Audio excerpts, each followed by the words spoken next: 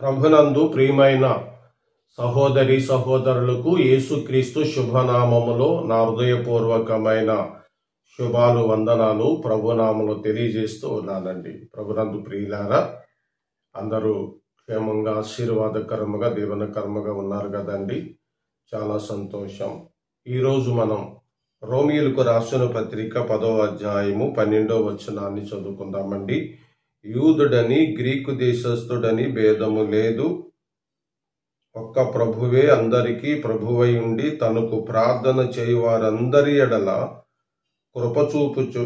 కృపచూపుటకు ఐశ్వర్యవంతుడై ఉన్నాడు. ప్రభునందు ప్రియులారా, ఈరోజు జీవము కలిగిన దేవుని మాటలు ఏమని వినపడుతున్నవి? మన ప్రభువు కృప చూపించుటకు ఐశ్వర్యవంతుడు. ప్రభు ఐశ్వర్యం ఏమిటి అంటే, దేవా పాపినైన నన్ను కరుణించుమని పలికితే నీకిచ్చే ఐశ్వర్యము రక్షణనే ఐశ్వర్యం అండి.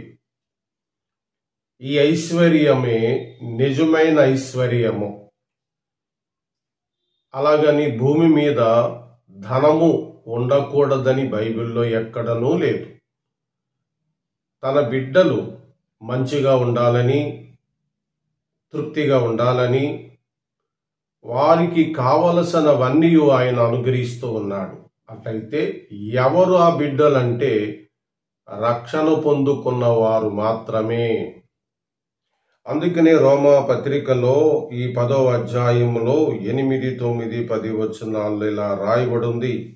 అదేమని చెప్పుచున్నది, వాక్యము నీ యొద్దను నీ నోటను నీ హృదయములోను ఉన్నది, అది మేము ప్రకటించు విశ్వాస వాక్యమే. అదేమనగా, యేసు ప్రభువని నీ నోటుతో ఒప్పుకొని దేవుడు మృతులలో నుండి ఆయనను లేపినని నీ హృదయమందు విశ్వసించిన ఎడల నీవు రక్షింపబడుదువు. రక్షణ ఐశ్వర్యము.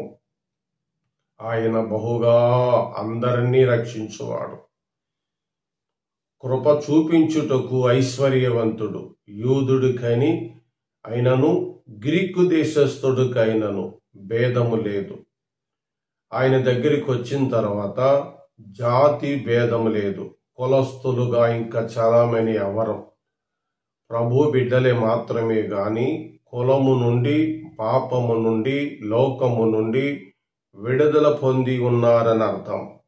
కాబట్టి ఆయన అందరికీ తన ఐశ్వర్యాన్ని కనపరిచి తన కృపలో ఉంచుకుంటున్న దేవుడు. రోమా 3:22లో అది యేసుక్రీస్తు నందలి విశ్వాస మూలమునైదై నమ్మువారందరికీ కలుగు దేవుని నీతి అయ్యున్నది. అంటే నీతి అనే ఐశ్వర్యము, రక్షణ అనే ఐశ్వర్యము, నీతి అనే ఐశ్వర్యము ఆయన ఇచ్చిన దేవుడు. ఫిలిప్పీయులకు రాసిన పత్రిక 4వ అధ్యాయం 19వ వచనములో, కాగా దేవుడు తన ఐశ్వర్యము చొప్పున క్రీస్తేసునందు మహిమలో మీ ప్రతి అవసరమును, ఆయన ఐశ్వర్యము ప్రతి అవసరమును తీరుస్తుంది. సింహపు పిల్లలు లేమి గలవై ఆకలి గొనినను నీవు నేను ఆయనను ఆశ్రయించాము కాబట్టి ఏ మేలు కొదువు లేకుండా, ఆకలి లేకుండా సమృద్ధినిచ్చే దేవుడు. కాబట్టి ప్రతి అవసరమును ఆయన క్రీస్తేసు మహిమలో తీర్చుటకు ఆయన ఐశ్వర్యవంతుడై ఉన్నాడు. నీ కొరకు కల్వరిలో ప్రాణం పెట్టిన యేసు ప్రభువుని నమ్ముతున్నావా? యేసు మృతి పొంది తిరిగి లేచినని నీ హృదయమందు విశ్వసించిన ఎడల నీవు రక్షింపబడుదువు. అలా ఐశ్వర్యాన్ని పొందుకుంటావు. ఇదే మిక్కిలి అనుకూలమైన సమయము. ఈ రోజునే ప్రభునందు విశ్వాసం ఉంచుము. ప్రార్థన. ప్రేమ నమ్మకమైన తండ్రి, ఈరోజు కృప చూపించుటకు నీవు ఐశ్వర్యవంతుడు అని వాక్యం విన్నాము నాయన. నీ వాక్యము చెలవిచ్చినట్లుగా ఈరోజు ఎవరైతే విని కుటుంబ అవసరతలతో ఇబ్బందుల్లో ఉన్నారో వారికి ఆ ఇబ్బందులను తీర్చి రక్షణ, నీతియు, ప్రతి అవసరము తీర్చే ఐశ్వర్యాలు వీరికి అనుగ్రహించండి. వీరి కుటుంబాలను నిండారుగా కాపాడండి. మా రక్షణకర్త అయిన యేసుక్రీస్తు ఘననామంలో ఈ ప్రార్థన అడుగుచున్నాము తండ్రి. ఆమేన్. అందరికీ వందనాలండి.